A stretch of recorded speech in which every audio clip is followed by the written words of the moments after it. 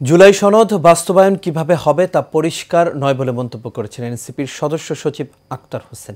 দুপুরে এনসিপির অস্থায়ী কেন্দ্রীয় কার্যালয় রূপায়ণ টাওয়ারে এক সংবাদ সম্মেলনে তিনি এই কথা বলেন। তিনি এ সময় আরও জানান, পরিবর্তন টেকসই করতে হলে নতুন করে সংবিধান প্রণয়ন করতে হবে এবং গণপরিষদ নির্বাচন আয়োজন করতে হবে।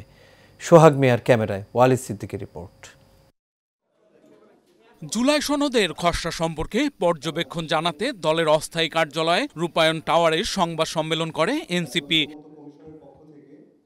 সম্মেলনে এনসিপির সদস্য সচিব আক্তার হোসেন বলেন, সবার আশা ছিল জুলাই সনদে ক্ষমতার ভারসাম্য এনে বিকেন্দ্রীকরণ নিশ্চিত করা হবে, কিন্তু তা হয়নি।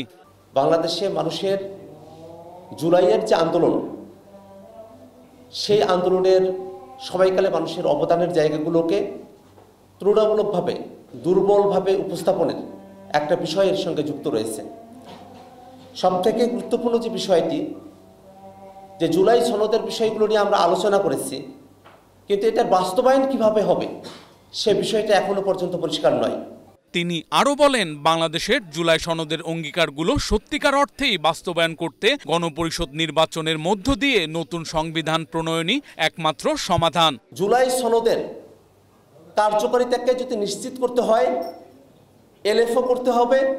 এলএফও করার মধ্য দিয়ে গণপরিষদ নির্বাচনের আয়োজন করতে হবে এবং জুলাই সনদে যে বিষয়গুলোতে আমরা একমত হয়েছি সেগুলোকে গাইডিং প্রিন্সিপাল হিসেবে গ্রহণ করে নতুন সংবিধানে সেগুলোকে যুক্ত করতে হবে।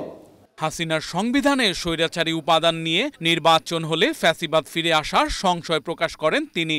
নির্বাচন ফেব্রুয়ারিতে বা তার আগের যে কোনো সময়ে অনুষ্ঠিত হতে পারে, কিন্তু সেই নির্বাচনের ধরনটা কীরকম হবে সেটা আগে জাতির কাছে পরিষ্কার হওয়া প্রয়োজন।